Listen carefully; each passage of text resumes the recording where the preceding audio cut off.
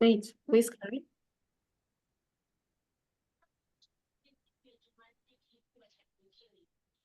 Over to you, Ruby. I was asking, where's Miss Karen? We can just start as we wait for her to log in. All right. Hello and welcome, everyone. I see we are joining in the session. Karibuni sana to today's meeting. Karibuni sana.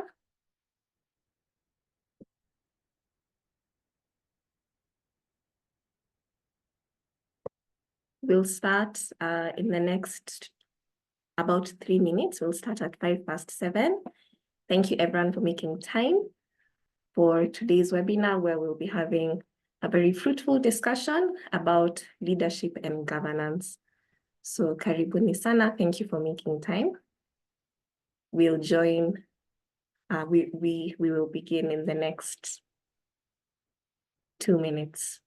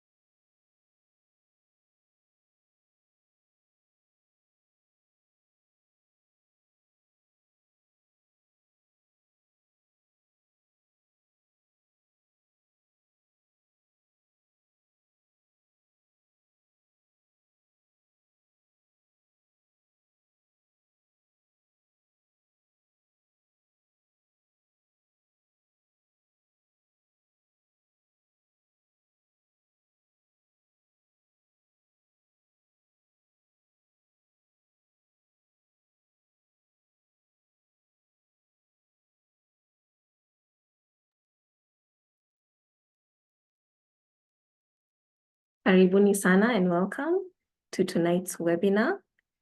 We will commence in the next 2 or 3 minutes. Let's just give a few more minutes for more members to join. Thank you so much for making time. We will begin in the next few minutes.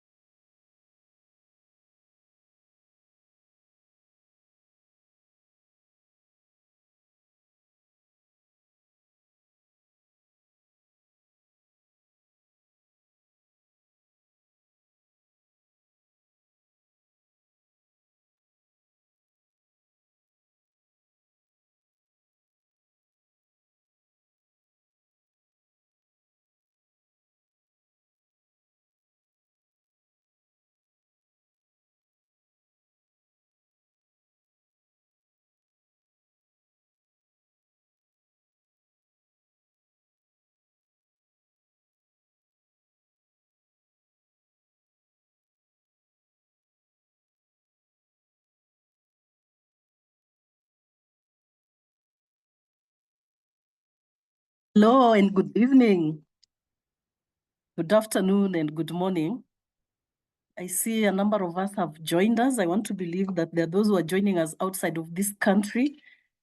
It's a pleasure to have you on this call and on this webinar. I hope that we've all had a good day And we are 64 of us on this call, and it is 7:06 p.m. in Kenya.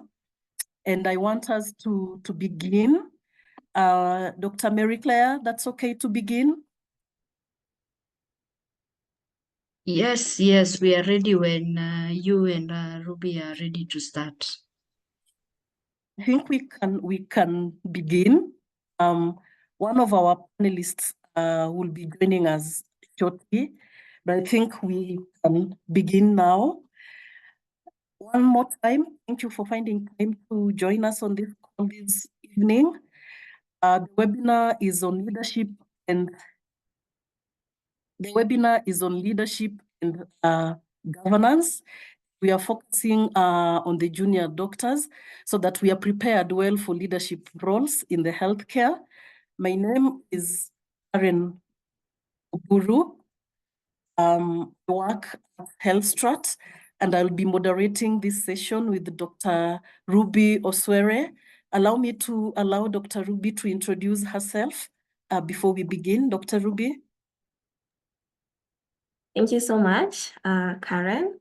Yes, as you have mentioned, my name is Dr. Ruby Oswere, and I am a pre-intern and a member of the Kenya Medical Association. For those who might not know what a pre-intern is, it just means that I recently completed my Bachelor of Medicine and Bachelor of Surgery at the University of Nairobi and qualified, thankfully. Hence, I'm now waiting to be posted as an intern, God willing, sometime in Q2 2025. So on behalf of the Kenya Medical Association Young Doctors Network, I'm really happy to be here, even as we discuss this very pertinent matter that really strikes a chord in the hearts of young doctors. So thank you so much for having me, and I look forward to us having a very productive conversation. Congratulations, Dr. Ruby, and welcome. Thank you. Thank you so much. Congratulations. So my name is Karen Oburu. I work for HealthStrat as a strategic information advisor. So I've specialized in monitoring and evaluation. I have around 16 years of experience working with the government, private sector, donors, and the communities. Have around 16 years of experience in terms of monitoring and evaluation. So feel welcome to this important call. And, today's agenda will be looking at 4 things. So number 1, we'll be looking at the significance of leadership and governance for junior doctors. That should take us about 10 minutes. And then we'll get into a panel discussion. And our panelists will be highlighting leadership and governance for junior doctors, and how then do we prepare ourselves for leadership roles in the healthcare.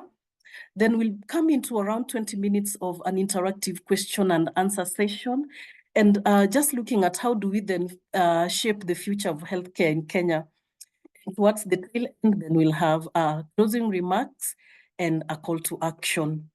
In terms of background, what we are saying, leadership and governance for junior doctors is designed so that it equips us in terms of our medical professionals and our skills, and it provides us with insights that we require as we even prepare to get into leadership roles in the healthcare space.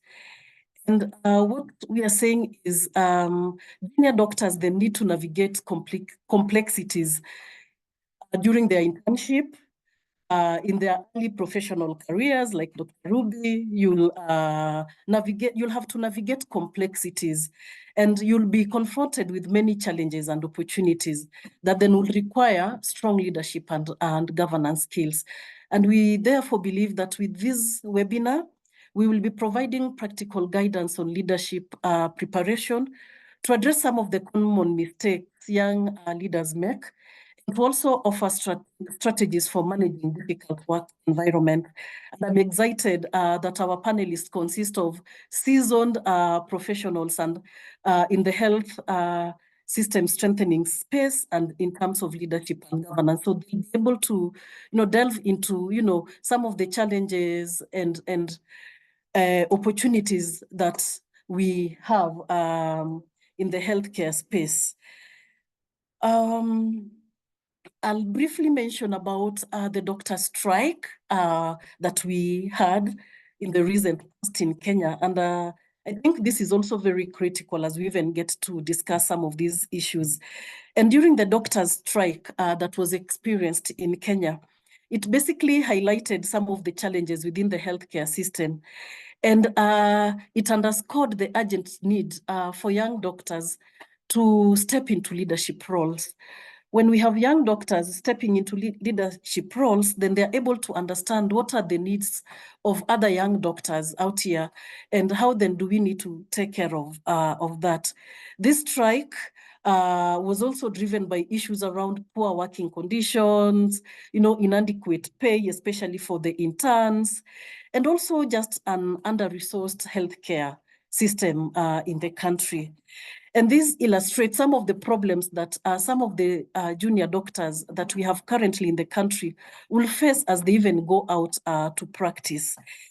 And the reason why we also encourage our doctors to step up into, our junior doctors to step up into leadership roles is, number one, so that you're able to address some of the systemic challenges that we're experiencing as a country and even beyond in the healthcare space. And we are saying you will be a voice. You're able to negotiate, in terms of policy formulation, you're able to come onto the table and negotiate. And then this builds a sustainable healthcare system. And this then, in the long run, ensures that we have a representation in health governance. I am joined today by very seasoned experts, like I'd mentioned, in health system strengthening, and in the leadership and governance space. We have Dr. Chris Baraza. I'm not very sure if he's managed to join, but he was joining shortly. Dr. Chris Baraza is serving as the Chief of Party currently at Amref Health Africa, and is overseeing a USAID-funded project that focuses on leadership and governance. And this webinar has come in timely so that we get to hear from an expert in terms of leadership and governance.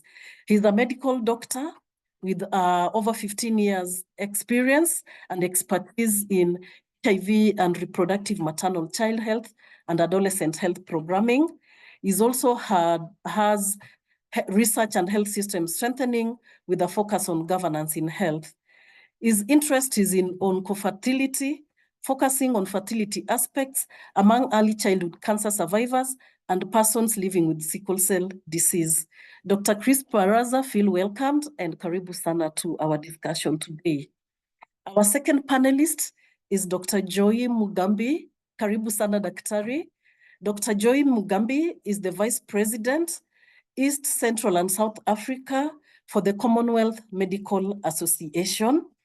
Dr. Mugambi has led and supported development and implementation of policies and programs that promote primary healthcare, rural healthcare, and community healthcare in the region.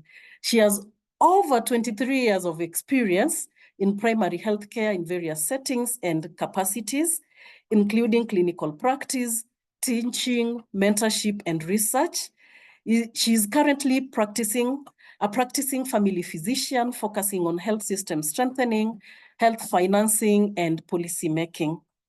Dr. Mugambi is also passionate about improving quality and accessibility of healthcare services for the underserved and vulnerable populations, especially in rural areas. She also serves as a part-time lecturer at Kabarak University, where she teaches family medicine residents on how to translate research into policy. In addition, she's the chair, Kenya Association of Family Physicians, a board member in Kenya Health Human Resource Advisory Council, an editorial board member, African Journal of Primary Healthcare and Family Medicine.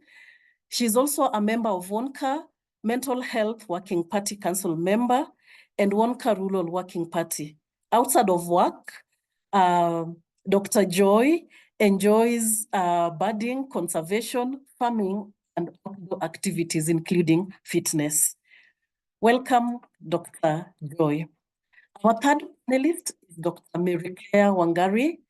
Dr. Mary Claire Wangari is the 2023-2024 World Medical Association Junior Doctors Network Chair. She's a general practitioner and is enthusiastic about making social change in the global health arena through advancing health equity.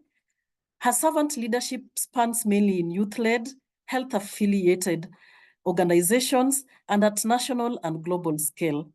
This has led her to being recognized by peers and seniors at individual and organizational level. As I mentioned, she's currently the chair of the World Medical Association for Junior Doctors Network. Karibuni sana to the session today. Let's make it very interactive.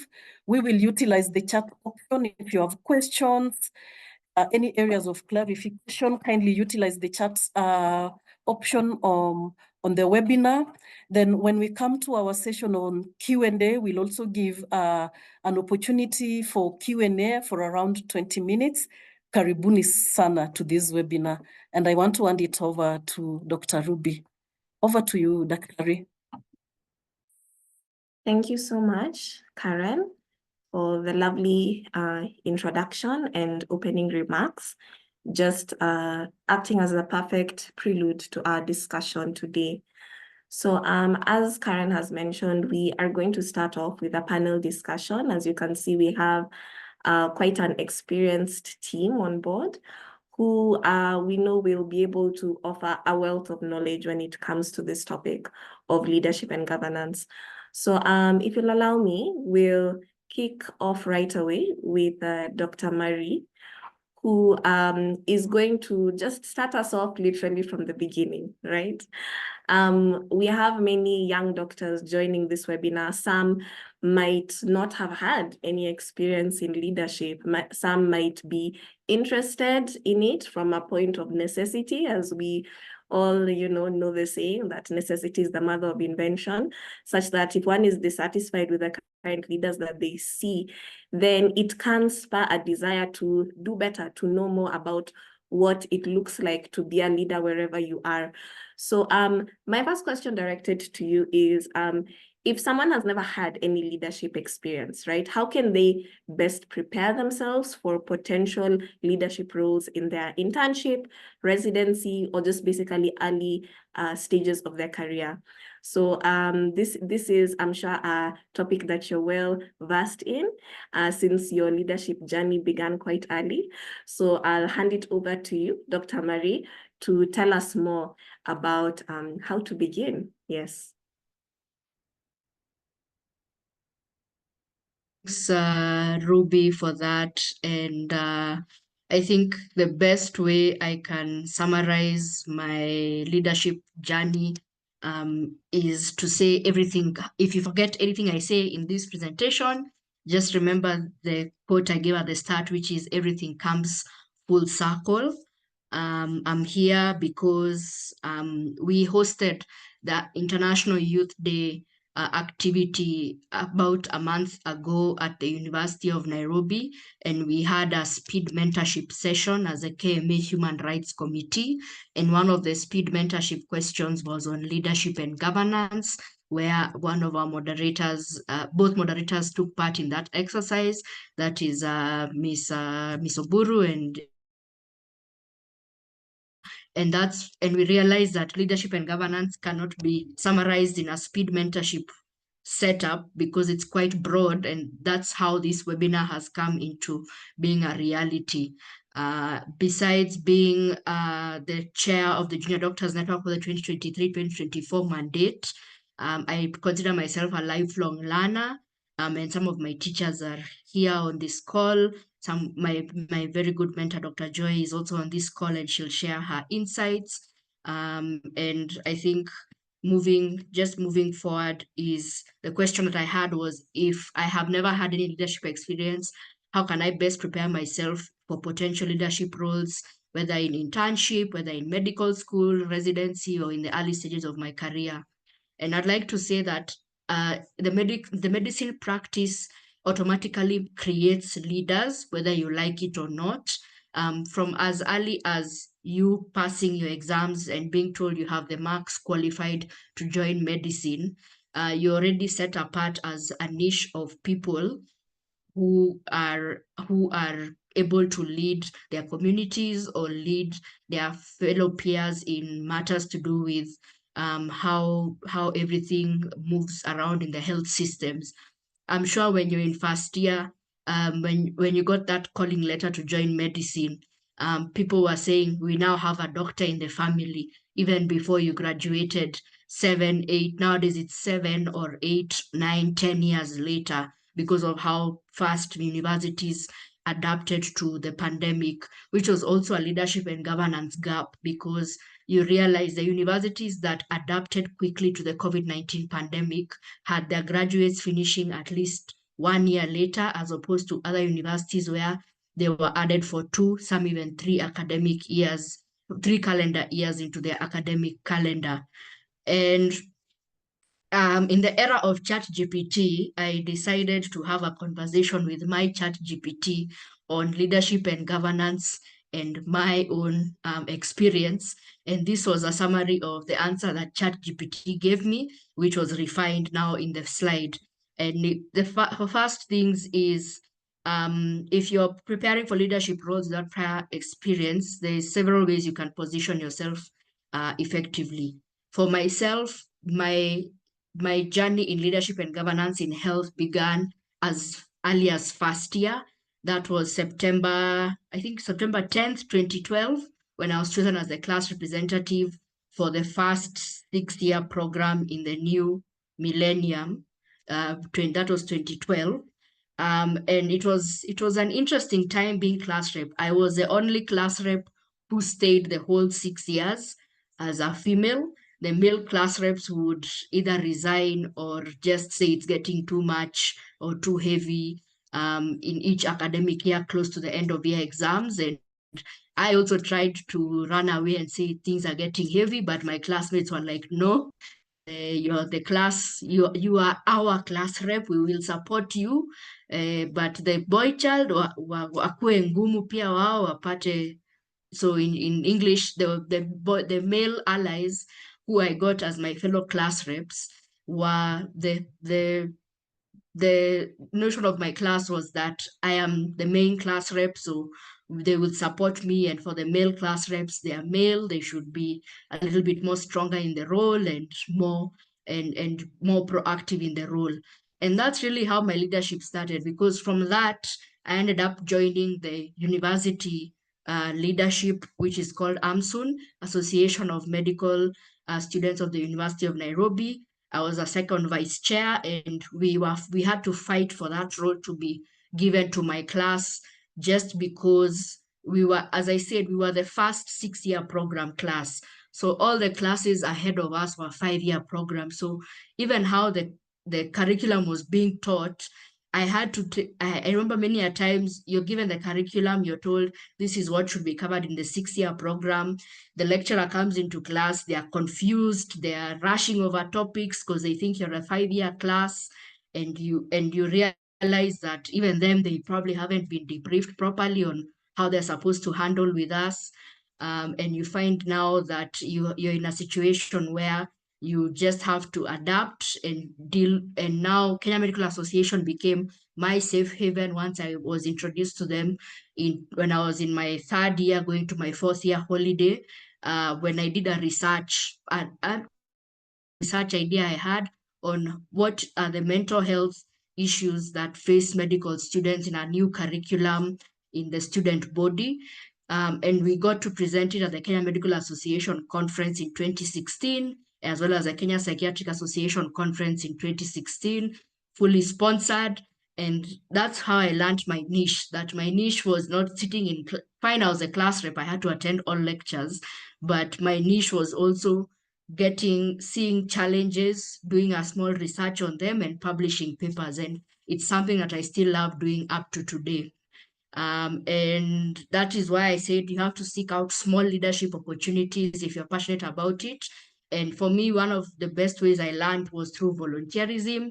Volunteerism has changed a lot from 2012 when I started as a class rep to today, because currently you find volunteerism positions are now paid roles and are now recognized roles. In 2012, many of the things you'll do would be at your own expense, out of your own pocket, with the little pocket money you're given by family, or you hustling to get extra money to attend these conferences and network with your seniors. And I got to see the humane side of my senior lecturers when I joined Kenya Medical Association, and I was first I was the first Msake Secretary General under the new constitution at that time, and I led the writing of the constitution to change it into what it is today, because even the student bodies were not adapted to a 6-year program academic year. And largely the structures you have now in your organizations, chances are I had played a small bit or role in either shaping or reshaping how the organizations were. And that's just why I put this slide on what is not documented is not done, because it's something we are taught constantly in medical school. And for me, the reason why it's been so easy to keep track of my leadership trajectory is because I love writing. I'm a writer. I have a LinkedIn articles page that we try and release content every 1 to 2 weeks of pieces I curate. And many a times these pieces are curated off the top of it a little bit easier in the brainstorming process. But one of the articles I wrote in the soon to be released World Medical Journal of the World Medical Association is a physician's perspective on Africa health leadership. And in that perspective, I said, the beauty of Africa is that there are many organizations that are there, but the organizations serve particular niches and you're supposed to find what works for you. So if you're looking for maybe you don't want to participate globally, you're just looking for somewhere to start, AMSUN is a good place for those ones in University of Nairobi or the various Msake local member organizations like ACUMS or UMETSA or whatever is there for you. These organizations work closely with the Kenya Medical Association divisions. So KMA also does reverse mentorship and forward mentorship of these medical students, so that by the time they finish, whether they end up in that region or another KMA region, they will still have their hand being held with them wherever they progress in their careers. And that's how I've ended up on a webinar with my mentor today, because I told her, I think there's something you need to come and share with other colleagues about mentorship, because I think our relationship has worked beneficially for us. Yes, Dr. Joy. Yeah, so besides that, I think this is a summary of what I've said so far.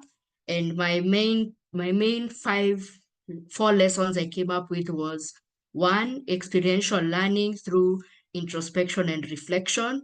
Everything you do, don't just do it for the sake of doing it, but really introspect the process, reflect on where you're at, so that you're able to add on to where you're going to. Necessity is the mother of invention. What worked yesterday may not work today, and that is true of the current leadership dynamics of youth leadership today. When I started out, a lot of pro bono, free volunteerism was the it thing to get exposure. Now they are paid volunteerism roles. The student bodies have also taken a different trajectory in how they address issues and so on and so forth. Then there is practice makes perfect. Find your sweet spot. That's something my boss told me. One of my former bosses told me, find your sweet spot, work towards it, and if you can, monetize it, because unfortunately, money is the root of all evil. And then one of my fellow junior doctors on Instagram, Dr. Naf Masharia, likes saying Masania balance, which in English, I think the best way to describe it is work-life integration. Make sure that all work and no play makes the Jack a dull boy and Jill a dull girl. So make sure in everything that you do, you always set aside time to rest. This is the World Mental Health Month. And if you haven't gone on leave, it is not something you should be proud of. You should be proud of taking your paid time offs if you have them. And if you don't have them, you should schedule time to just rest, relax, and reformat. So yeah, that's just about it. That's my contacts, which I'll also share on the chat section. And over to you, Ruby.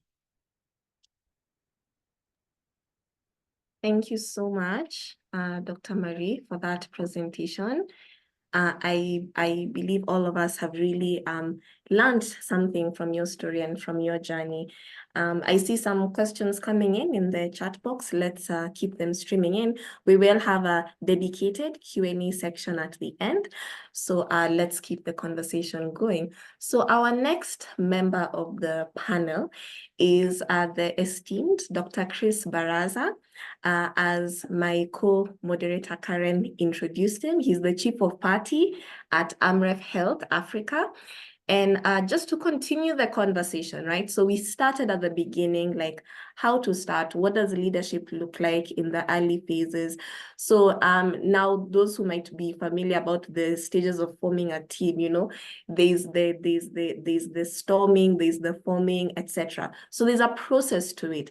And so Dr. Chris will talk a bit more about, you know, the quote unquote storming phase of leadership, and especially in regards to young leaders. So Dr. Chris, your question is, what are some of the common mistakes, right, that young professionals make when starting their leadership journey? So this can borrow from your own experience, which we know you have numerous years of experience in the world of healthcare and governance. And it will just be helpful, you know, if you can help shorten that learning curve to whatever extent it can be. People say that a wise man learns from the mistakes of others. So today we would just want to hear words of wisdom from you in terms of, you know, when you are still trying to find your rhythm as a young leader, what are some of those key mistakes that you've seen, maybe in your own life or in the lives of others, that the junior doctors can benefit from in terms of just being aware and knowing how to navigate them? Yes, over to you, Dr. Chris.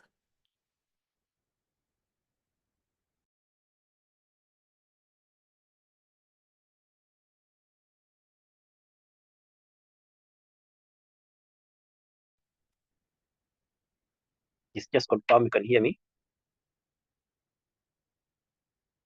Loud and clear. Okay. Thank you so much, and my apologies for coming in quite late. I was actually on transit and I was not able to join in as expected. But thanks for this opportunity, and just knowing that we've been able to actually come together. I mentioned a few days ago that how I wish this had happened to me about 17 years ago when I was starting my medical journey, because it would have probably made me avoid some of the issues that I've been able to go through in my journey towards here. I came in when Marie Claire was talking about the platforms that are available, and I just remembered that actually at some point we had as an AMSUN chair in 2005 or thereabouts, we were able to develop a platform for mentorship, and we were doing a coupling process between lecturers and their students and some senior members of the College of Health Sciences. And I think that more or less introduced me to the leadership in a big way, because I joined AMSUN earlier on as a member of a committee for education, and we used to have quite a number of CMEs. And one of the things that I picked from there is basically making yourself relevant in whatever position that you've been positioned in. So how do you make yourself relevant? Because we have to add value in whatever we do.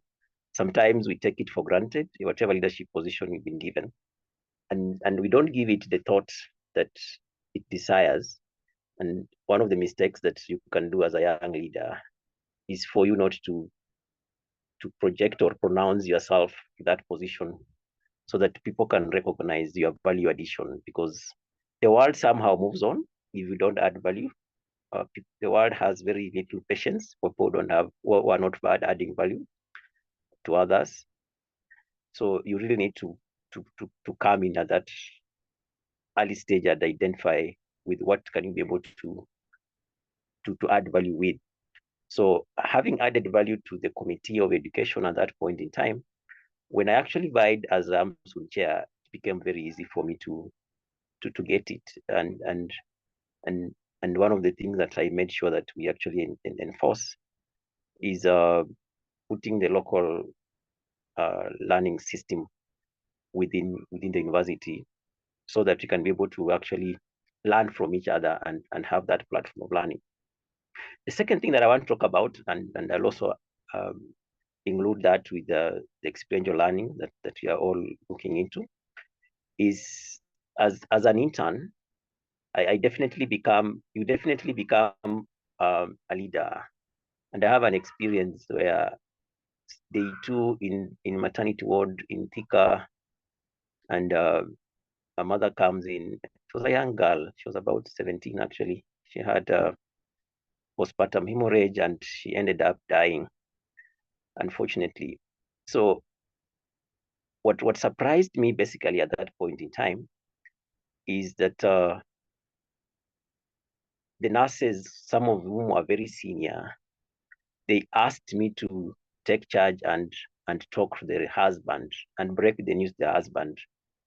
And at that point in time, I hadn't realized that actually, even as an intern, I was quote by quote the senior most medical profession in that unit.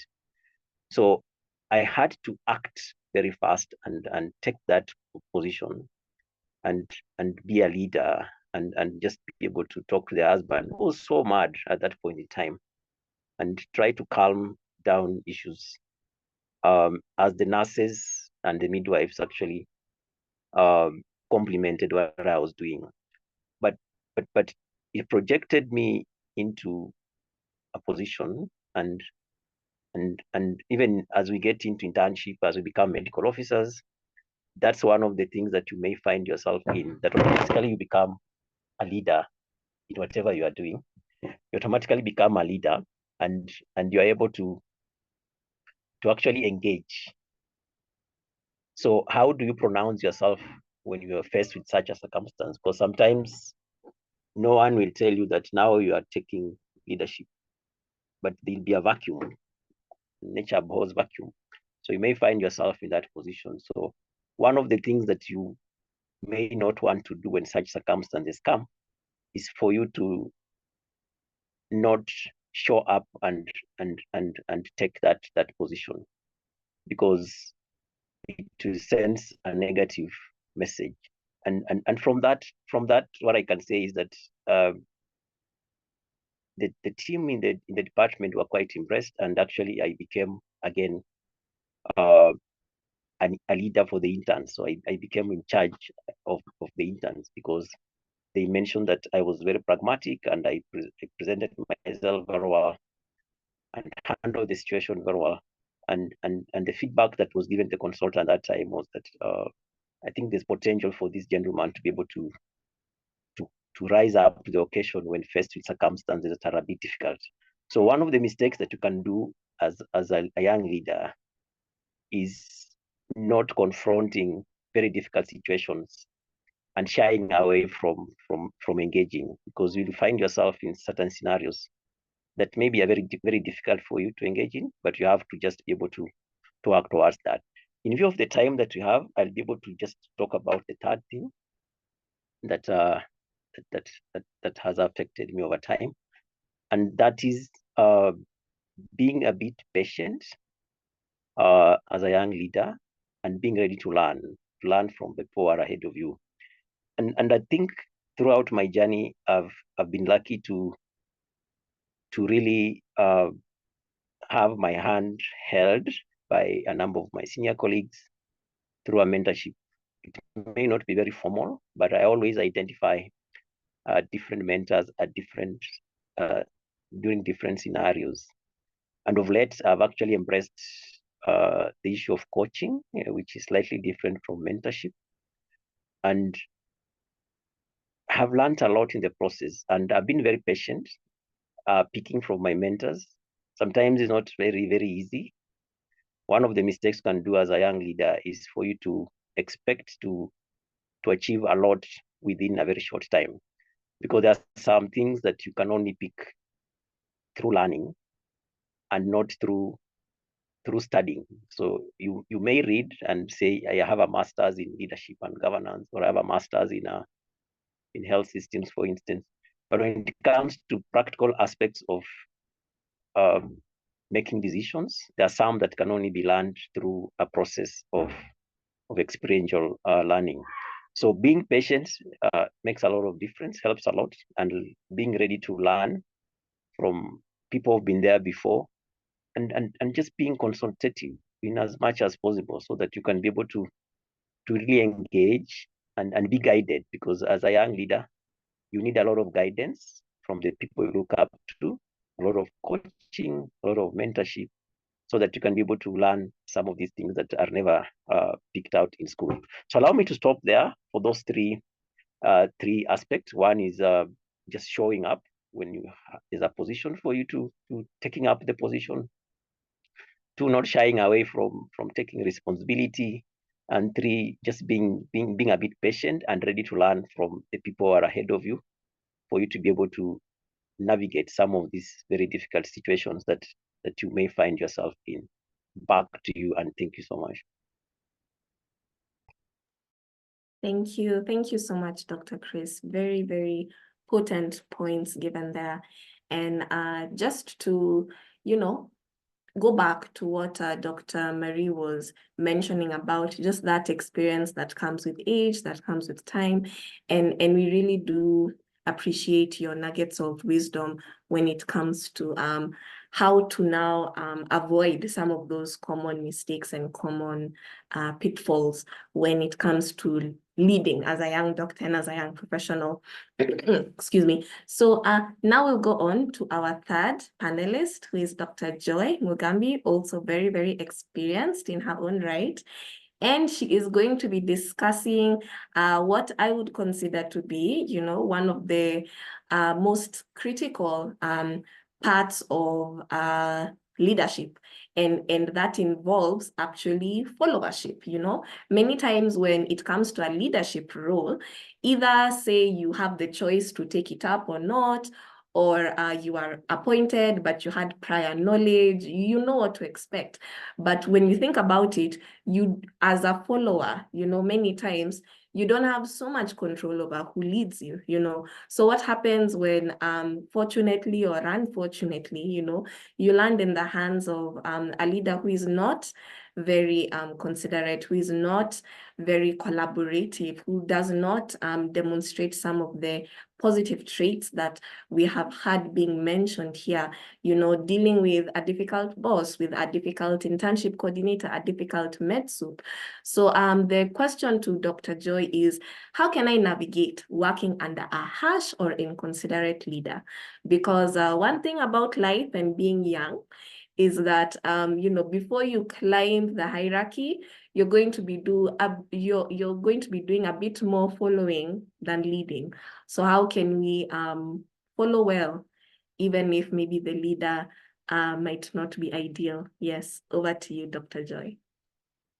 Thank you very much, Ruby. Glad to be here today speaking about this great topic and sharing my experience over the years. I know the previous presenter shared my bio, but on a brief, I'm a mother of two teenagers, very resilient ones.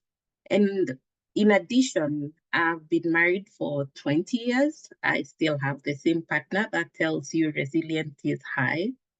I always say part of the things that you need to look at when even looking at a leader is how they can handle challenges within their home states and alongside their workplace.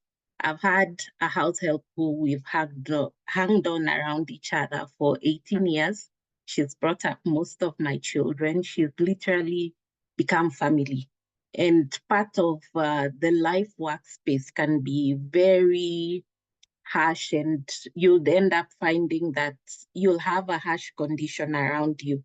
So I want to share a bit of the experience that I've had over the years in terms of managing and mastering the storm and thriving in a harsh condition. We've all been through serious hard conditions within our workplace, and we have to be resilient in terms of how we handle. I know there are those who have been bruised, and there are those who have bruised. I have been in leadership management over the 27 years of work and engaged with very many people. And most of the times you'll find they'll tell you, you hurt me, or you've been hurt by someone, but you have to learn how to navigate and work with people with different characteristics. So basically, we have harsh leaders. You could be having a boss who's a tyrant, who does not even have a clue, who you feel does not have a clue in terms of your life or how you're engaging, and you really need to understand them. So who's that harsh boss? It's a leader who exhibits abrasive, unempathetic, or overly critical about the behavior of their employees. There are people who have said, I've had a narcissistic boss. I've had a boss who wants to be massaged their ego, that wants to feel good. Then there's that micromanager who's always on your back and who really stresses you out. How do you deal with them? They really create a very stressful situation, and you'll always meet with them. But who's wrong? Who's bruising who? Could you be the one bruising the boss, or the boss bruising you? So there are critical traits that you need to look out for, even you as a leader, as you manage your people around you, and as you also get leaders who lead you through a system. You could be either overly critical, frequently criticizing the employees, focusing on mistakes and shortcomings rather than offering constructive feedback. And those are things that really can put people down. There is lack of empathy. Remember, you're dealing with young doctors who are coming into practice and being non-empathetic about their feelings. And also remember, like right now, we are having young doctors who are coming in with no pay, challenges in terms of how they are earning. They have a lot of challenges behind them based on where they were in school. Strikes which have overlapped for years, and we are not empathetic to them. I remember my first time in internship, my boss was really empathetic. And when we came into internship, they asked if we had accommodation, and the accommodation at PGH Nakuru was full. But they did provide us some accommodation in a hotel. We really lived some very nice luxury stay for a while until we got our pay. One of the consultants actually even provided us some money. Yes, we paid back once we got our money, but it's part of the empathy that we need to show our colleagues when they come in. Then micromanagement. Let's not be in a rush when we supervise our juniors at work, where you put close controls, you're excessively monitoring their work. Yes, people have their duties to do. And even as young doctors, if you're being led, it's really important to look at the work you're doing, try ensure that you're doing it the right way, you're reporting and ensuring that it is running smoothly. And as well as that leader not just keeping on following and tracking you, because sometimes you feel like you're being shadowed and you cannot be able to function when someone is right at your back. Then unrealistic expectations. You put unachievable goals. Maybe the task is supposed to take 3 days, but you're asking for timelines to be met overnight. Those are traits of a harsh boss, yes. But also as an employee who's under a leader, you need to look at your tasks. Are you meeting them or are you not meeting them? So that you either categorize this person to be harsh or you yourself not to be meeting your deadlines as outlined. Then there is poor communication. Sometimes as leaders, we need to be clear in terms of our communication lines. You can imagine if the pilot and the control tower did not communicate clearly, what would happen to that flight? It would crash. And this is what happens in our daily practices. If you don't give clear instructions to that intern who comes in, then you will find that they have not done their work and they have ended up running down the department because communication was not clear. They did not know who to report to, or probably you've put barriers as a leader, and these are hindering that young intern to be able to communicate to you even when they have an emergency, or you're too harsh that they cannot reach out to you. And then you end up with mortalities in your wards. And this becomes a blame game back to the interns, to the MO. And this is where we say the leader needs to be clear in terms of their communication and open up those channels. Then inconsistent and unpredictable behavior. We all have challenges in our lives. And when you come with your mood from home to the workplace, or from the community to your workplace as a leader, then you also put down your employees and they are unsure of your expectations. So it's important to have a consistently standing mood. And if you really are not in a good mood, inform the team that today I don't feel well, I'm down as a leader, and I kindly delegate to someone else, and then have the work continue as you sort out your mood, so that you do not put down people based on your own mood. Then public criticism. It happens so much in our cadre as doctors, where we publicly criticize the other one in front of doctors. I remember once I was so criticized by a consultant in a major ward round. And 3-4 days later, I met with this patient in the supermarket, and he was apologizing, telling me sorry for having not given me the right information. And that made me criticized in a ward round. And for me, you can imagine this, the community you live in, and you have been downplayed in front of the people you will serve for the rest of your life. It's really unfair, and as leaders, we really need to look at how we behave and ensure that those traits of harsh bosses who criticize and embarrass are no longer there. Then there's also the authoritarian leadership style, where you expect strict obedience, discourage open dialogue. I've learned a lot from the junior doctors and medical officers and interns when I get an open dialogue and feedback. And when you get their opinions, you're able to add inputs and change even the way things are done.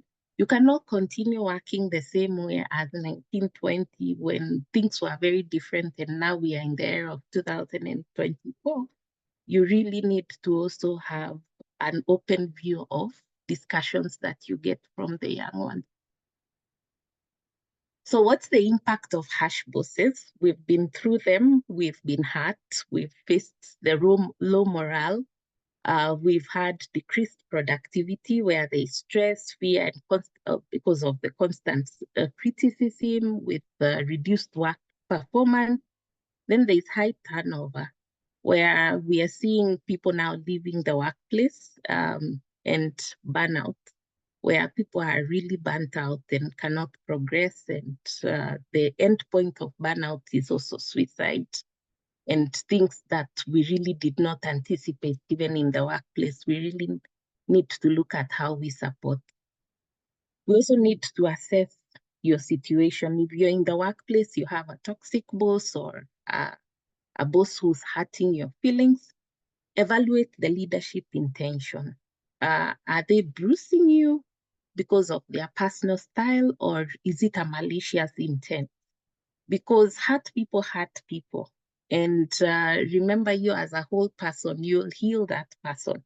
So you need to assess their intention and either internalize or respond to it in a manner that is respectful. Are you aware of their behavior's impact on you? You need to ask yourself, and then also consider your own responses. How do you typically react to stress or criticism? We've been brought up in a place where you, growing up in the families where we are at our time, you had to respond and defend yourself. But sometimes there are times when you need to also walk away from some of the responses and defense to yourself. When you see the situation could escalate, you can separate your personal feelings from the professional interactions so that you can be able to understand. Sometimes we meet people who we have met before in our profession, and within that, you could end up having situations where you're bringing back injuries that were there in the past into the present the working space, and you really need to separate those. So all people heal people, and we need to engage that as we heal and move on and understand the root cause of the issue that's happening. Even leaders who are harsh are under some pressure. And sometimes if you understand the pressure they are in from their higher ups, you can be able to engage with them and be able to give them some healing as you move on. Then lack of emotional intelligence also and self-awareness can lead to harsh bosses. Miscommunication, as we said earlier, would also be on the side of the leader where they lack trust of you as a colleague. And then personal insecurity. When someone is insecure and they do not understand what they are doing in terms of their workplace, they fear being challenged, and then they become harsh. And also the professional demands. Our profession demands meticulousness. It demands that we do not do any wrong activities. We are always on the right side, and sometimes mistakes happen. So we need to also consider the challenges that the leaders go through alongside with that young doctor. So develop coping strategies. You need to stay professional, maintain respectful communication, even under pressure. As interns, as young doctors, you could be faced by pressure, but maintain a respectful communication. Then focus on solutions rather than conflicts.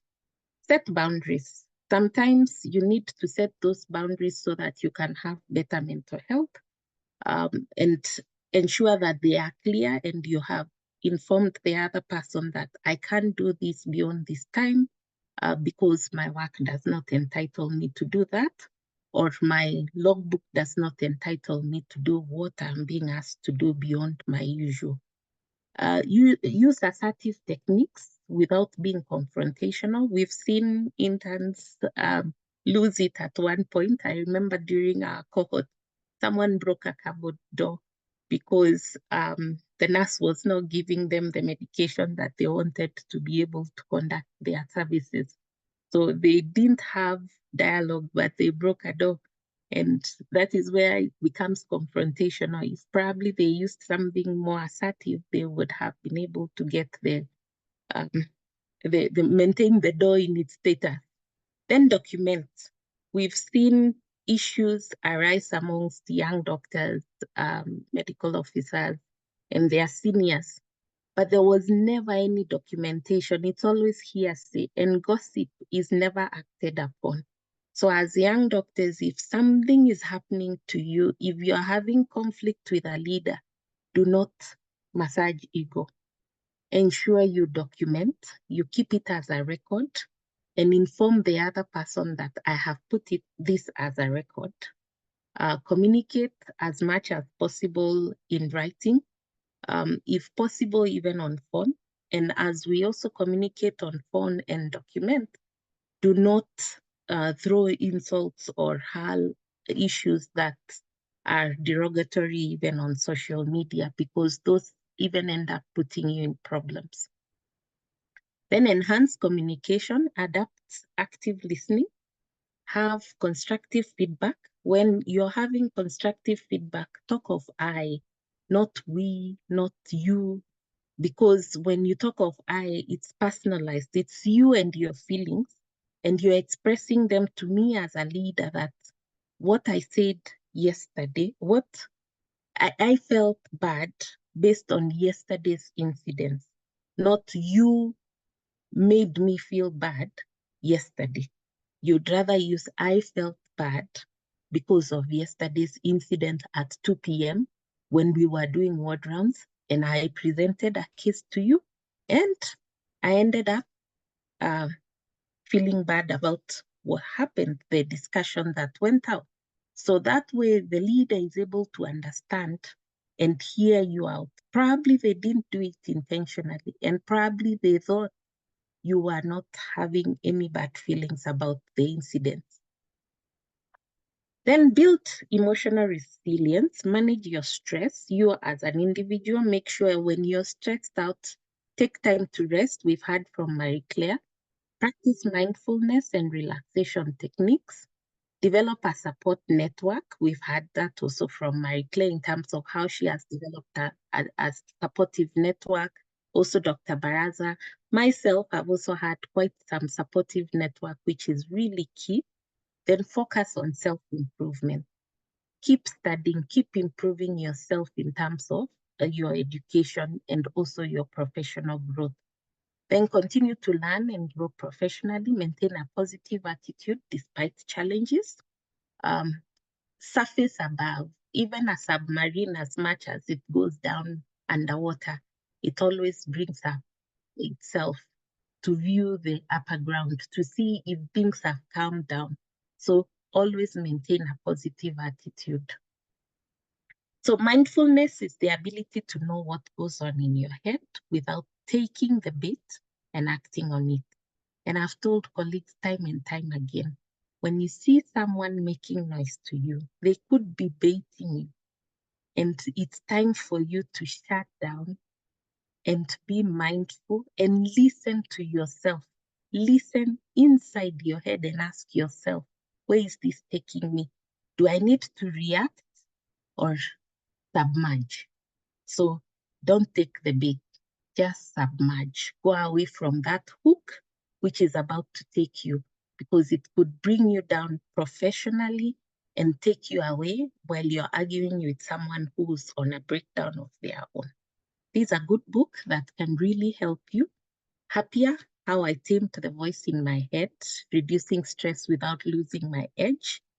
So it's a good self-help book that one can look for and be able to assist themselves. So seek support from colleagues, build a support system.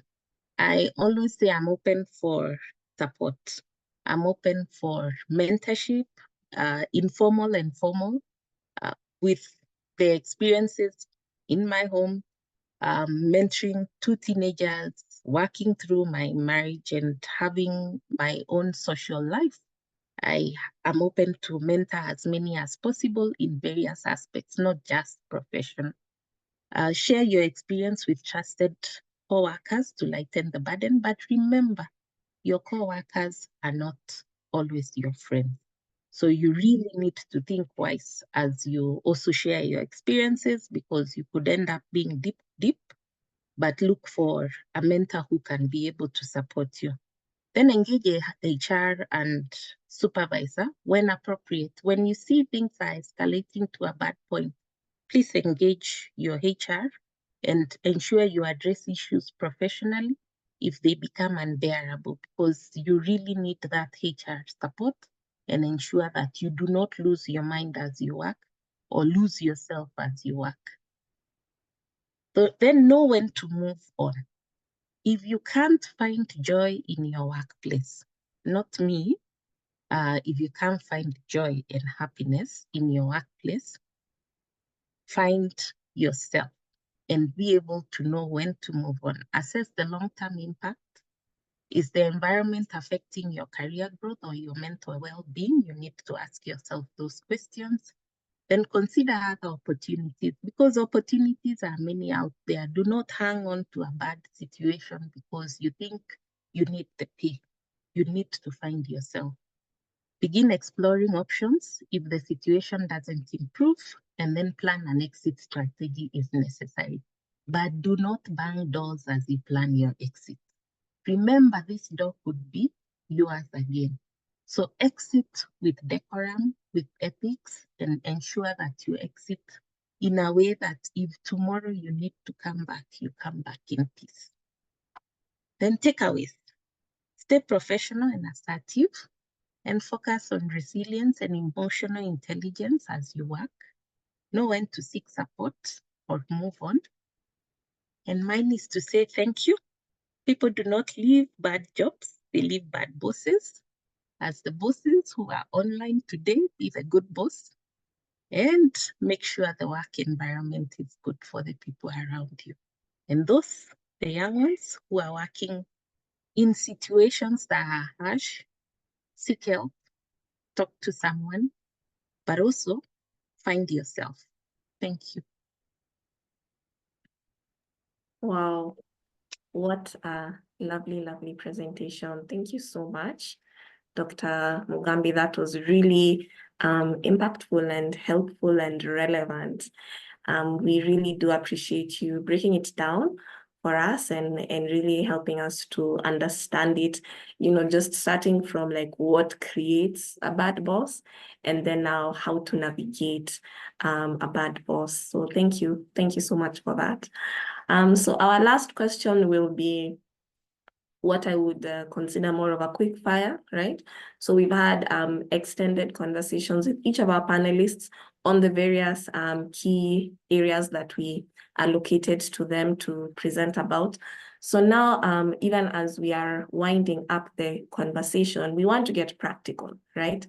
So here, as we speak, in Kenya, there's so many challenges around healthcare. There's so many challenges around our leadership, our governance. I will not belabor to mention all the challenges that plague us, since in this forum, we want to focus on solutions. So that's where I want us to head, right, with our last question that will be directed to all panelists to just give us their perspective, right? So there's someone seated on this call and they're like, I'm really dissatisfied with how healthcare is run in this country in recent times. And thinking about how truly 2024 has been quite a tough year for healthcare workers, for doctors, for nurses, for interns, for the junior doctors, for residents. It's been tough all around, and not to mention the patients who we love and care for and support. And so what are some practical ways in which we as young doctors here now can contribute towards positive change in the healthcare space in Kenya from a leadership and governance perspective? So I'll give each panelist an opportunity to just give us some quick fire practical ways, wherever you are. Maybe the young doctor has a leadership role, maybe they don't, maybe they have a platform, maybe they don't, but almost in an effort to give some agency to it. I think hopelessness is one of the most debilitating emotions to experience. And in an effort to be a part of the solution, give us hope in terms of a call to action. What can we do? Yes, I'll start with Dr. Marie. Yeah, I think we shouldn't lose hope. It's very easy early on in your career. For me, I'll be 5 years from graduation this December. And I actually repeated an academic year. And when I was repeating that academic year, I felt like the world was coming to an end. But then I was in such distress because I come from a family where things follow plan, things follow schedule. So not going to tell them, hi, I'm repeating an academic year. It was a tough conversation to have. But it's actually Kenya Medical Association that made my family realize repeating an academic year is not the end of the world. You just repeat, focus on the books this time around, not the conferences, do your year and move on. And why am I sharing this experience? It's because I was lucky enough, I had an outlet on how to go about it. Many of us young people, we don't feel comfortable in sharing our problems. It's only when things tip over at the worst case scenario that we now start opening up. Yet, as healthcare workers, this is the World Mental Health Month this month, and that's why we chose this particular day to have this conversation. Because as healthcare workers, we should be putting our mental health and wellness at the core of how we offer our services. And the World Medical Association has an international code of medical ethics, which I'd like to urge all of us to go and read today, that explains how physicians or doctors are supposed to act. Even on social media, there is a clause on it, and it's a very detailed document. If you don't trust what you're reading in your logbook manual, and you're those people who say you trust global standards, then go read the International Code of Medical Ethics today, or even go and read the physician's pledge that we do when you're having the white coat ceremony, and you'll see why it's so important for us to have a way in which we do our career as doctors. Healthcare workers, because I know this webinar was shared beyond the doctor fraternity, healthcare workers took a pledge to do no harm. And the only way you can do no harm is to ensure you yourself, you're not in a position where you're harming yourself. So that's why I said Masania balance, work-life integration is important. And if you don't know where to start, just reach out and ask for help from someone, from a senior. Dr. Joy has shared her email. I've shared my email. I'm sure if Dr. Baraza would give us permission, we could share his contacts as a start. There are many seniors who are friendly and who can be there for you. Even that medical officer, you like saying that one is a cool MO because they buy us lunch and they buy us tea and mandazi. That's a safe space you can be like, and to be, because that MO was once an intern, so they know what it is to go through the process. Even right now, our cabinet secretary was once an intern, so I'm sure I'm hoping and I'm praying when 17th October? Yeah, I'm hoping and I'm praying for Kenyan junior doctors when 17th October comes around, at least the outcome will be favorable. Of course, there's an African saying that says, he who wears the shoe knows where it pinches the most. So of course, you as a pre-intern Ruby, you know it's hurting you that you have to wait until next year to serve your society, yet you're ready today, but you're here moderating and you're taking time out of your schedule to ensure you're doing positive activities to keep you busy. And if you don't have an idea of what positive activities you can do, join Kenya Medical Association. Trust me, we will give you enough things for you to do until you tell us ni sawa, it's okay. I need time now from KMA off. KMA will, as I normally say, KMA is a supermarket. You walk in with your expectations of what you want to buy from the supermarket, and you walk out depending on how empty your cart is or how much money you have. You leave with an item that you really desire. Thank you. Wow, thank you so much. Thank you so much for that very, very empowering approach towards it in terms of looking at your situation and finding out what can I do where I am, you know, who are my people who will support me, who will work with me, and how can I make myself useful even in a season that perhaps would not be ideal. So thank you so much for that. I'll now go over to Dr. Mugambi to give us your pointers on, what can we do here and now, as soon as today? Thank you very much. Mine is to say, one, I've seen even a lot of comments in terms of the double standards when people take up positions of leadership. Remember, people who take up positions in leadership are also guided by policies and standards that they operate on. And sometimes when people also breach these policies, they have to be disciplined. And some people will always say, someone in leadership punished me. You weren't punished. You breached a policy that was set and standards that have been set for you to adhere to. So ours is to ensure that we maintain ethics and standards. Along my journey, have I endured harsh bosses? Yes, I have. Have I breached some policies here and there? Somewhere, yes, I may have, and I have been punished for that. Do I think that boss was a harsh boss? At that point, I did, but growing up, I have learned that they really did good for me because I learned what is right and what is wrong. Just like even a growing up child, you have to tell them that is wrong. And either tell them, if I find you doing that a second time, I'll punish you. We grow up even in the profession. We are children when we coming into the profession, and we end up growing up within it. So we learn systems, we learn to grow in them. In the political arena, it's a different space, and it really can be harsh on that leader that you think is harsh, just as I have said, maybe they are going through a tough time with pressure from above. And yes, they have now to come and put pressure down, but also try and understand their perspective and hear them out. Sometimes when you sit down with your bosses, you'll get to understand them better.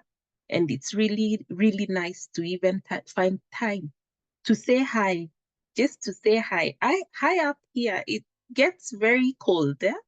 And we do need friends. And sometimes you don't have that friend to say hi to you. And probably colleagues are also looking at you like you're the harsh or the bad person. So it's really nice to just wake up one morning, pass through your boss's office and say, hi, I just passed by to say hi. I had nothing more. Most of the times when we visit those bosses' office just to take complaints. So it becomes a routine cyclic problem that when I see you as Ruby walking into the office, I'm like, okay, defense mode. She's coming to complain. So what do I do next? Shut down, be harsh so that she gets out as fast as possible. But if you have a friendly attitude, even if you're bringing a problem, I'll welcome you and I'll give you a cup of tea and we'll discuss even the big problems. But whenever you come with problems all the time, when they are harsh, the bosses will also create a defense mode. So be nice. Let's be nice to each other. At the end of the day, let's be nice to each other so that we don't have the cyclic problem of being harsh to each other. Thank you. Wow. Now that is definitely some advice we can implement as soon as possible. And I love that it definitely touches on the topic that you were assigned in terms of like navigating a harsh or inconsiderate boss. And I am personally challenged by the way in which you humanize them. I think sometimes there's a way in which the more we create distance between the person in the role and the person as a human, it really can create a sort of polarity, with them. And just creating more integration can be quite surprising. And I think all of us can relate to maybe that harsh teacher in high school who once in a while someone would be like, do they have a family? How are they with their kids? How are they with their spouse? And you're like, I can't even conceptualize this person as a father, as a husband. What do you mean? As a son? How does that happen? But there's something that shifts when we humanize the leader and just seek to empathize still while honoring your lived experience. So thank you so much. That's really, really practical, and I hope we will be applying that today. Last but not least, Dr. Baraza, we'd love to hear your parting shots in terms of what are some action points that the young doctors can implement today to see change in their community, both at a micro and macro level. Yeah.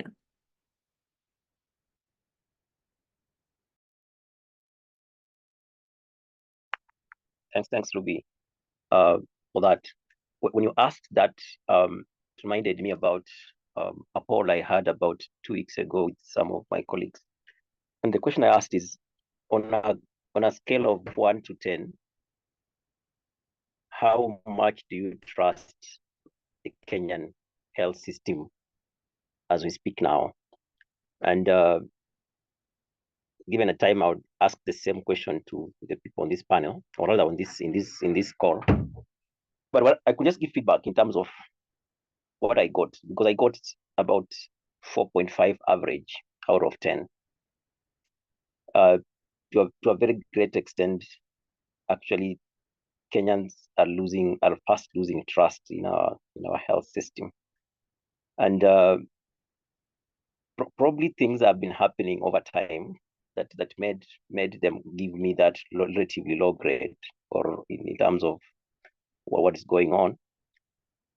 And there are some that are clearly observable, and there are some that are actually a bit subtle in whatever we are. And I also got reminded just before we finished our 5th year, that time the DMS was Dr. James Nikal, and he came to give us our last talk as medical students graduating to become interns.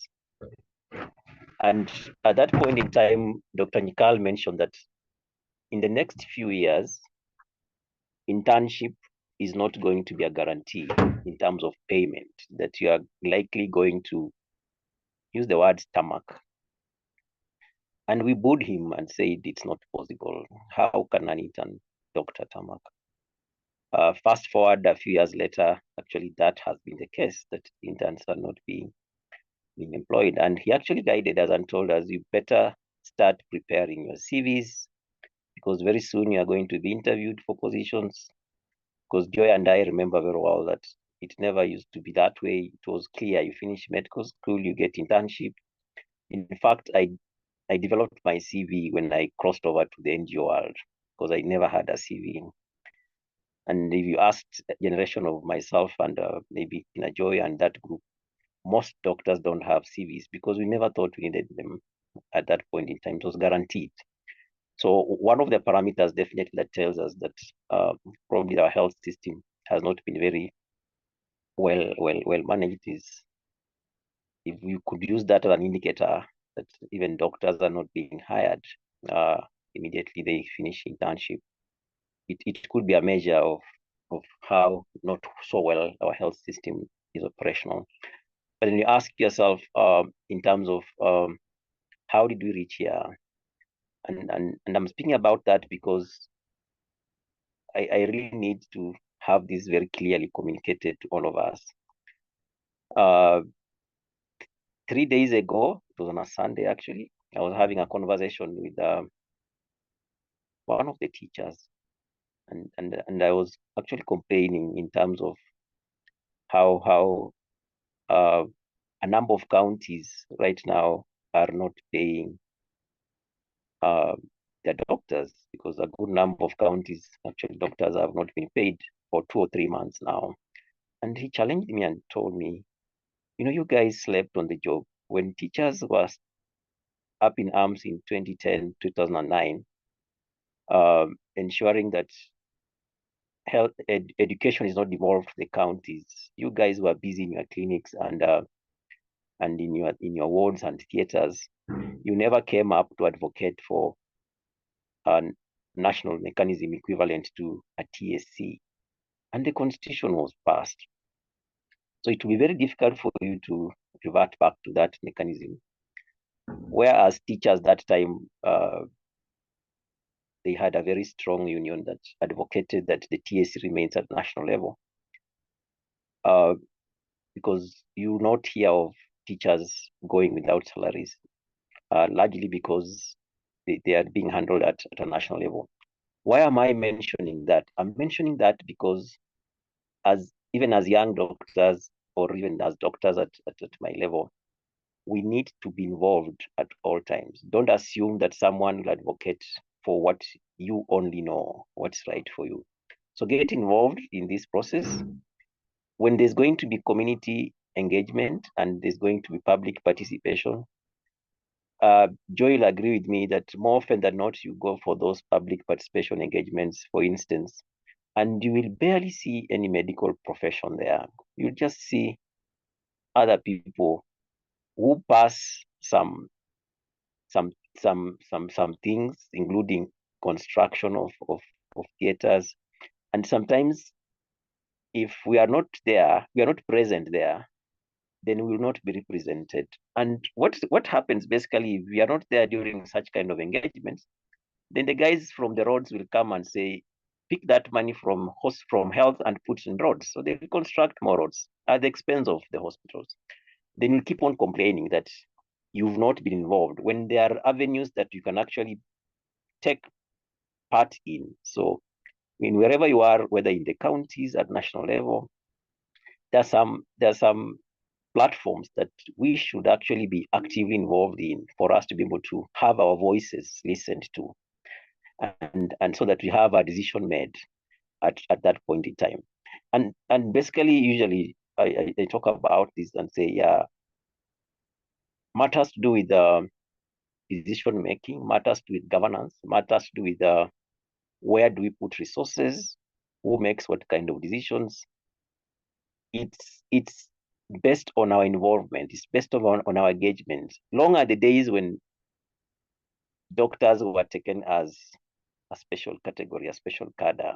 So what that means that we have to rise up and actually be present and advocate for what is rightfully ours, because no one will speak on our behalf, as it were. But we have to do that within 3 basic principles. One is what's our value system, even as young doctors. What's our value system in our health sector? What do you value as something that you will not negotiate for in exchange for anything, even as you take this up? How do we value, for instance, a mother dying from a preventable cause? And you, as a doctor, you have not reported the fact that you didn't have, for instance, an anesthetic machine that has not been working for the last maybe many years, and then you go to theater, do an operation, and realize that midway is not working, and yet you knew about it. So what value do you attach to a mother who is actually dying? Number 2 is looking at within what context. We are working in a context of devolved healthcare. So do we bother to understand what devolution, or are we focusing a lot on the clinical aspects of what we've been trained to do at the expense of some of these things? Remember, you are a doctor, you have your clinical acumen, but the decision to hire you is made by an MCA at the county level, because they have to appropriate resources that will be able to hire you. So if you don't get to understand that context and understand that we are devolved, and actually the decisions have been devolved, and the MCAs have a lot of power to influence what we'll be able to do, then you may struggle fitting into this, and you may be agitating for things that may not be readily provided for. But then focus on what is provisioned for in the Constitution, so that you can be able to make a positive change from that platform. The third thing that is very critical in this space of governance and decision making is the power dynamics. So in whatever space you are, one of the basic principles I have learned in my leadership journey is to understand what is the power dynamics in the space that I am in. You could find yourself in a scenario where you are overlooking someone who appears to be very junior, but they could be the most powerful people in that organization. And power does not really mean that when you are the CEO of the organization, you're the most powerful person. Not necessarily. There could be a sweeper or a PA, and those are the most powerful people. The power dynamics between national government, county government, and decision-making space. So do we understand what's the power play that we are having at various levels for us to be able to engage positively? Otherwise, you could be spending a lot of energy on something that may not really change anything. So how do we change the notion? How do we build trust within our health system, or even amongst ourselves? And there are 3 principles, again, that I like talking about. One is, in whatever we do, either at an individual level or as a country, the health sector has to have logic. So is it logical what you are doing? So that question is very critical. Is whatever I am doing actually logical? The second thing is it authentic? Okay, is whatever I'm doing authentic? And the third thing is, does it have empathy? So those three pillars, being logical in whatever you are doing, having something that is very authentic, and being empathetic in whatever you are doing, will really help you to slowly, either at individual level, at a health system level, be able to build back the trust that we have, because Kenyans are fast losing trust in our health system. But it's our responsibility as doctors, the healthcare professionals as a whole, to be able to rebuild that trust that we have in our health system by getting involved, by getting engaged, and just being there to be counted, to be part and parcel of this process of rebuilding the trust that we are fast losing in our health sector. Thanks. Back to you, Ruby. I think, Ruby, I want to put I want to share a story from what Chris has said, in terms of really not neglecting that person who you think cannot influence anything for you. A personal story of a time when I was really struggling looking for my payroll to be transferred, and I was up and down in Afya House. And this day I was crying in the bathroom, and one of the cleaners came. I had been to Afya House a number of times. And one of the cleaners came and asked me, what is wrong? And she told me, you said hi to me in the morning as you were walking, and you were very concerned that you were stepping on where I was cleaning. And I told her, I'm really frustrated. I've been trying to get my payroll, and I really need help. And she told me, who do you want to see? I said, the PS. And she walked me straight to the office of the PS. And that was the cleaner in the bathroom. And sometimes we assume these are people who won't help you. When Chris talks about influencing policy, I hear young doctors after leaving internship crying that yes, we don't have jobs. It's true, we don't have jobs.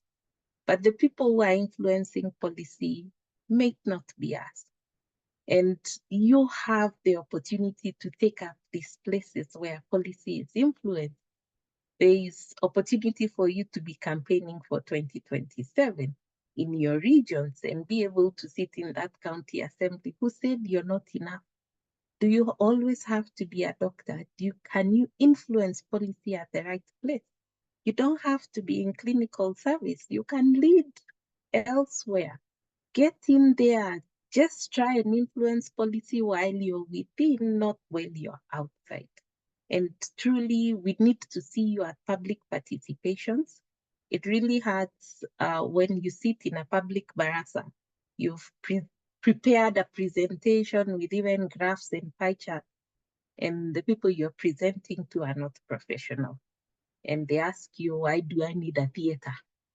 We are okay. Why do we even need that doctor? We can as well get 10 CHPs for the price of one. So be there to be able to defend yourself, just like Dr. Baraza has said. Back to you, Ruby. I see MC's hand is up. Yeah, Go I ahead. just want to add a bit to what my seniors, Dr. Baraza and Dr. Mugambi, have shared. If there's something a health worker must know how to do, and it's something that I learned thanks to the International Federation of Medical Student Associations, IFMSA, is how to do an elevator pitch. You see, Dr. Mugambi has shared what she has shared is an elevator pitch. The cleaner found her crying, and instead of her crying and crying continuously, she said clearly what her problem was and who she needed to see, and the cleaner took her to the person that needed to be seen for her issue. Many a times as doctors, we think because we are the most brilliant minds, what we say, people will understand. And many a times, for someone who loves communications like myself, I say, please make it as simple as possible in terms in which your grandmother or grandfather will understand. And make sure you keep it, now with TikTok and social media, attention spans are going lower and lower and lower. So if you can't clearly express yourself in 90 seconds, the way your grandparents will understand, then you're losing it way from the beginning. And that's why fine, yes, we can mourn how we were not aggressive to push for a health service commission. But if you ask a junior doctor today about a health service commission, they are more likely to buy in because they've been out tarmacking in the 60+ job vacancies that are available to them than if you tell probably Dr. Joy Mugambi about health service commission. It has a different meaning for her. And if we as Kenyans and those who are not Kenyans and who are logged onto this discussion, if we are able to simplify our messaging to be impactful and to show impact in that, because an elevator ride is normally less than 90 seconds, then we will be solving our issues as much more easier than what we think is the biggest challenge so far. So yeah, thanks. And thank you for all the questions on the chat. I think I hand over back to you, Ruby, for the last segment. Thank you so much. I think that was quite a powerful session, very empowering indeed, very thoughtful and insightful. And I know that everyone definitely could relate to one or more things that have been mentioned. So I believe we can now very quickly go over to the Q&A. I see our time is much spent, but I have no doubt that my co-moderator, Karen, will be able to, she will guide us through, right? In the swift and effective manner that she knows best. So over to you, Karen, to guide us in our Q&A as we wrap up. Yeah. Thank you, Ruby. And I want to request your indulgence, if you could give us 3 more minutes to just wrap up the Q&A and give the KMA president 2 or so minutes to close for us. So I'm quickly going through the chat, and the questions that have been raised here, some have been responded to, and some will have Dr. Joy Mugambi respond to and Dr. Baraza. So in 30 seconds, Dr. Baraza, how do you get mentors? And how does one balance work, if employed in an hospital, with these roles that may need traveling for days away from work? And then Dr. Joy, you'll come in 30 seconds. What are the challenges that you faced? Actually, this should be Dr. Baraza. Are there any challenges you faced in the global space? And how can one prepare for them? To Dr. Joy, the quick question is, the mention of don't shy away, be patient, and you have a mentor. So Naomi says, the challenge we experience is that we see double standards. I know, Dr. Joy, you've spoken to this, but you could reiterate further. So we see double standards when leaders within our midst change once they enter the political arena. How best does one navigate staying true to your moral values against trying to grow in leadership and set good examples to the junior colleagues? And another one for you, Dr. Joy. Let me see. There was a last one. Where medical policies formulated, I've seen you responded, where medical policies formulated in view of the current ongoing national NHIF and the fifth transition conversation. Thank you everyone for the meaningful presentations today. Yes, and how can we influence policy formulation? So the last 3 to Dr. Joy, the first 3 to Dr. Baraza in 30 seconds. Dr. Baraza, over to you.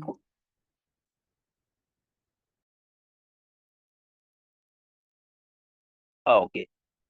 So I think the first question, and Marie-Claire mentions some of the platforms that we can be able to use actually to identify mentors. And I want to thank KMA for carrying on with that vision of just having a program that can be accessible to junior colleagues. But just as again, Joyce mentioned, some of us are actually where we are because we took that initiative to reach out to our senior colleagues who we thought can add value to our lives. And more or less, if for instance, I'm on LinkedIn and you think I can add value to you, more often than not, if you reach out to my inbox, I'm likely to get back to you and we can have a relationship. I'm actually doing that to a number of colleagues. Some of them through a coaching model, others through a mentorship model. And usually if you cry out, the world will conspire to support you. So just reach out to a number of the platforms that we have, and for sure it can either be structured or rather formal or informal, and you can be able to get some support. It's not very easy to balance clinical work and this other side. I'm doing both actually, doing clinical work and public health work. It's not very easy. It's a very tricky balance that you need to strive. But one of the things that I've come to appreciate is a quote that says, once you are in a leadership position, then you stop complaining. Instead, you be able to provide solutions. So with that kind of understanding, I am able to really do whatever I can in my leadership role and then also do my clinical work, but not forgetting to really have some time to yourself. So my program usually is Monday to Friday afternoon. For instance, I'm doing my public health work. Friday afternoon, Saturday morning, I'm doing clinical work, and then Saturday afternoon and Sunday, I'm with my family. So having that kind of routine helps you to be able to achieve that. There's a lot of global politics in as far as the health sector is concerned. So again, navigating the power dynamics, the politics of that. And if there's anything, Karen, as I come to a close, that I have learned is to be able to be good at what I do. And that has enabled me to move and navigate around, because there's a lot of competition out here actually in this space. So there's a common saying that one of my HRs used to tell me is that, remember, Doc, you are being interviewed for your next job. So I have always remembered that whatever I'm doing now, I'm being interviewed for my next job, because there's not going to be need for me to do a formal interview. It'll just be a formalization rather.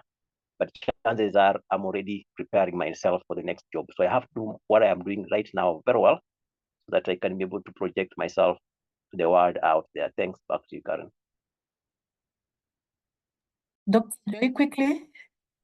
Thank you very much. So a quick one on engagement in policy. One, public participation. Engage yourself in any public participation. I tell people, I read through the newspaper. I live in Nakuru. I live in Nakuru East.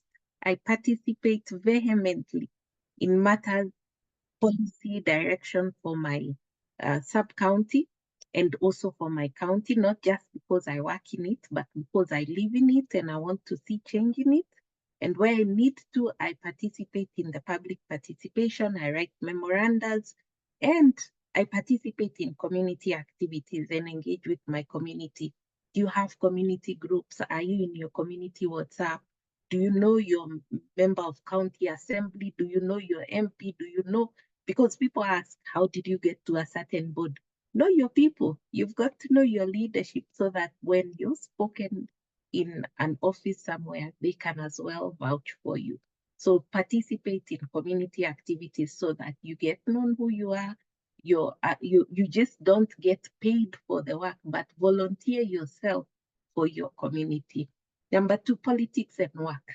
I said politics comes with policy and work is work. When it comes to politics and policy and work, you need to adhere to them and stick to the ethics that's there. You cannot flex yourself because you're now in a political position, or you can bend the policies because colleagues ask you. You need to adhere to that and be able to align with the politics and the policy of the day.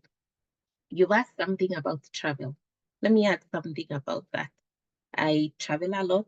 I am part of global leadership, and travel comes along with work and family. I'm a mother. And to be able to balance that, you need to have a travel plan. Curate activities you need to do for the year. Plan for them at the beginning of the year. Don't plan for them on the go. because you will be called to many activities. You'll be invited for speaking opportunities. There'll be a lot of flamboyance. But do you want to focus on the flamboyance of travel, flamboyance of speaking opportunities, or do you also want to work on your work plus your professional growth, learn to plan ahead, focus on also your family, and also ensure that you are having a delegation of your tasks to other people who can as well travel on your behalf and represent you adequately. That's what mentorship is all about.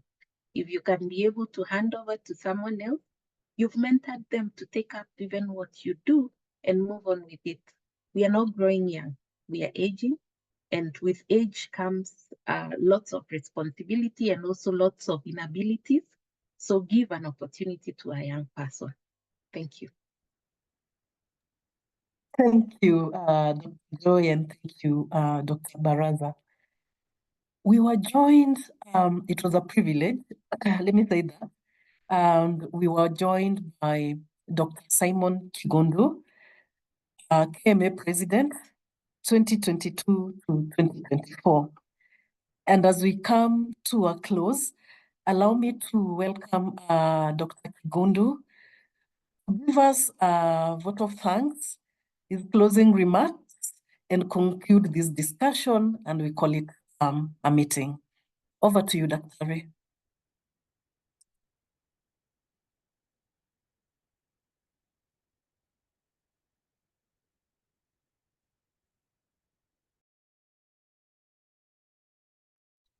As Dr. Ray comes up, Dr. Joy and Dr. Baraza, a number of our participants are asking for your contacts. How do they get to reach to you?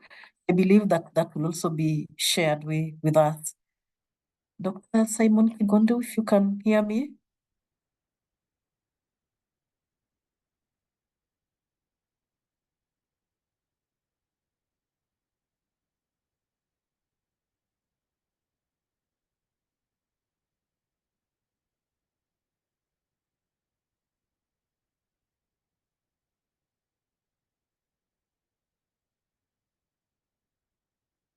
All right. Maybe last call, Dr. Simon Kigondu, if you could hear me. Maybe Ruby, as we wait for a little bit, I could just share something small on next steps. A lot of you are asking for the contacts and the slides of all of the speakers who've spoken today. Because this is our webinar, once we consolidate the records of those who've attended, we will then share the slide decks, which have our contact details and the various reference materials that I've shared on the chat today for you guys to action. The conversation doesn't end there.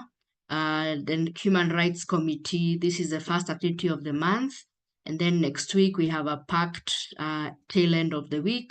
On the 10th of October, we will be having the World Mental Health Day, and we'll be having an X space via my handle at MC Wangari and at TV47 News Kenya.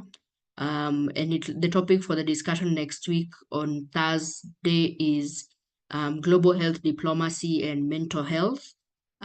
So if you're interested in that topic, you can log in and hear and share some of your insights. It's largely a Pan-African panel of young, enthusiastic leaders who are sharing their insights on that topic.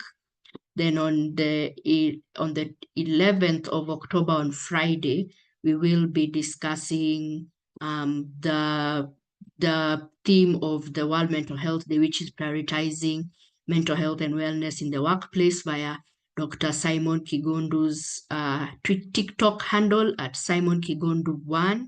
So if you're a TikTok person, please do log in, and I'll be co-moderating with our KMA president, who I have seen has finally been able to rejoin us. And then finally, to conclude the week, Kenya Medical Association will be taking part in 2 activities on Saturday, the 12th of October.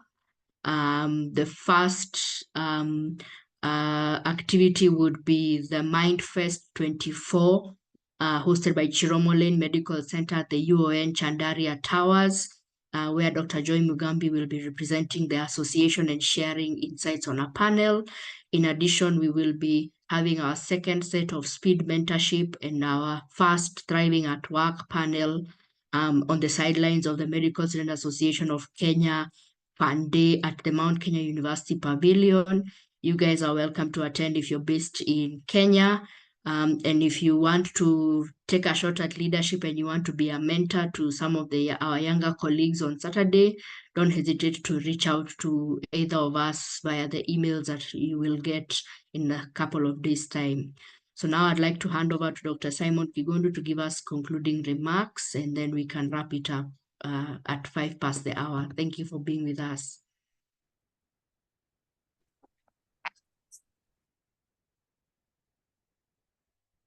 Yeah, thank you very much, Mary Claire. I think that was a wonderful session. I want to thank the Kenya Human Rights Committee for organizing this session. I would urge our listeners to become members of the association by joining KMA. We want to thank the presenters. We have Dr. Joy Mugambi, who is over and above a seasoned leader. She is also an administrator and a mother figure for us. We want to thank her for that. We want to thank Dr. Chris Baraza, who is a colleague, a fellow gynecologist, but also has interest in leadership, and for sharing his journey and the path he has taken to leadership. We also want to thank Ruby and Mary Claire and Karen for an exciting presentation that they have given. We, as the Kenya Medical Association, continue to organize such webinars so that we can empower more and more people in their journey to leadership. We are avoiding becoming monopolistic at the top, and we want to ensure that at the end of it, we have created more leaders in the younger ones, so that the association and other areas of the country do not lack the leadership that they deserve. With that, we would like to welcome you all for all the activities that Dr. Mary Claire has listed as we continue engaging and ensuring that the more and more people are engaged with the association, and that we have transferred more and more of the skills that we have managed to obtain over the years. With that, I would like to thank all of you for attending and welcoming you to the next session. Thank you very much.